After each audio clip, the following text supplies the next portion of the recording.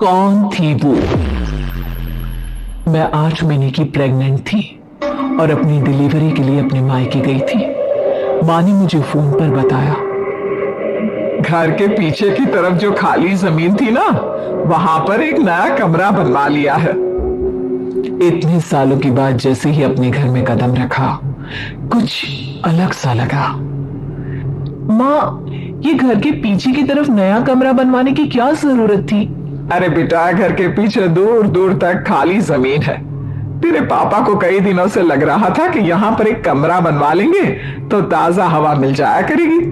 अब तो ये सब छोड़ और चल जल्दी से दूध पी ले। माँ, मैं थोड़ी देर में पी लूंगी, आप सो जाओ। मैंने दूध का गिलास उठाकर उस खिड़की में रख दिया। पता नहीं कब आंख लग गई। अचानक से खिड़की के पल्लों के खड़कने की तेज आवाज आई। दूध का गिलास धड़ाम से जमीन पर आ गिरा। जमीन पर गिरते ही दूध का रंग लाल हो चुका था। मैंने खिड़की से झांक कर बाहर देखा। चारों तरफ धूप अंधेरा था। उस अंधेरे की तरफ से कुछ आवाजें आ रही थी, जैसे छोटे बच्चे आपस में खिलखिलाकर मस्ती कर रहे हो।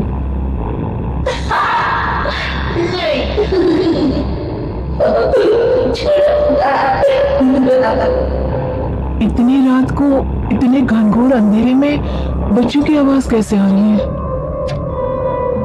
घड़ी में वक्त देखा तो ठीक 12 बजे थे। देखकर मैं सन्न रह गई। बुरी आत्माओं और भूतों की कई कहानियां मैं सुन चुकी थी। वक्त भी कुछ ऐसा ही था। ऊपर से मैं प्रेग्नेंट। सुना था कि ऐसे वक्त में अक्सर बुरी आत्माएं औरतों का पीछा करती है, तो क्या मेरे पीछे भी? पसीने से तरबतर बड़ी मुश्किल से, जैसे कांपते हाथों से मैंने उस खिड़की को बंद किया। जल्दी से जल्दी उस कमरे से बाहर निकलकर मां के पास जाने के बारे में सोचा, लेकिन जैसे ही दरवाजे की तरफ पलटी, लगा कोई साया हवा की स्पीड से दरवाजे के सामने से गुजर गया। मेरे गले में अटक कर रह गई। मैं जोर से चीख कर मां को बुलाना चाहती थी, लेकिन वो आवाज खुद मेरे कानों तक नहीं पहुंच पा रही थी। तो मां तक कैसे पहुंचती? खिड़की के पल्ले एक बार फिर तेज हवा के झटके से धड़ाम करके गिर गए और पूरी ताकत से मैं चीख पड़ी। जानती थी मेरी चीख की आवाज सुनकर कुछ ही सेकंड में मां वहां पहुंच जाएगी, लेकिन ऐसा कुछ हुआ ही नहीं। मेरा कलेजा डर के मारे फटा जा रहा था। आखिर मां ने मेरी आवाज क्यों नहीं सुनी? इतनी गहरी नींद में तो मां कभी नहीं सोती।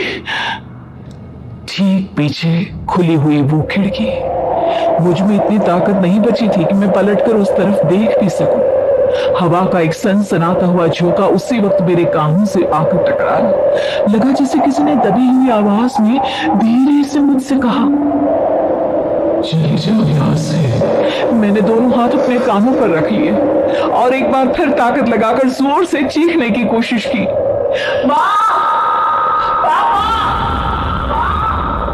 मेरी आवाज उस कमरे की दीवारों से टकराकर वापस मुझे ही सुनाई दे रही थी।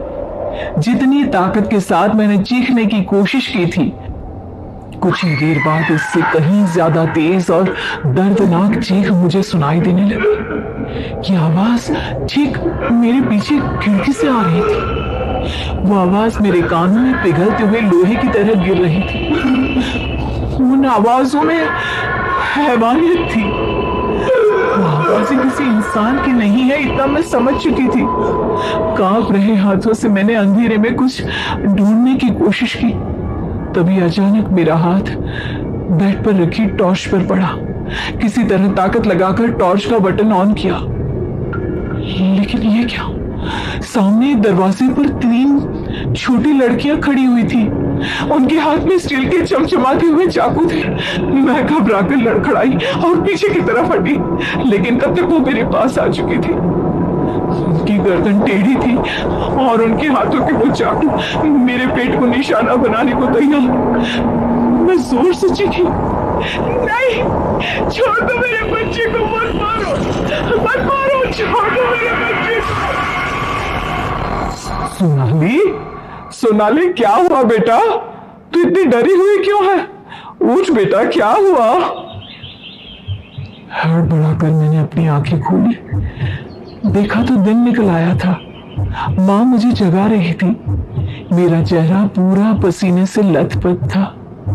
क्या हुआ बेटा, तुमने कोई बुरा सपना देखा क्या? मैं अभी तक अपने पूरे होश में नहीं थी। वो मेरे बच्चे को मार देगी माँ। वो लड़की मेरे बच्चे को। मैंने घबरा कर अपने पेट को छुआ। सब कुछ ठीक था। और वो दूध जो रात को यहाँ पर गिर गया था, उसका रंग लाल हो गया था। माँ ने हंसते हुए दूध का गिलास मुझे दिखाया। तुमने दूध पिया ही नहीं, पूरा का पूरा ऐसे ही रखा हुआ है। तुमसे कहा था ना सोनाली, सेहत के लिए लापरवाही ठीक नहीं बेटा। लेकिन मैंने तो सब कुछ अपनी खुली आंखों से देखा था। ये सपना कैसे हो सकता है?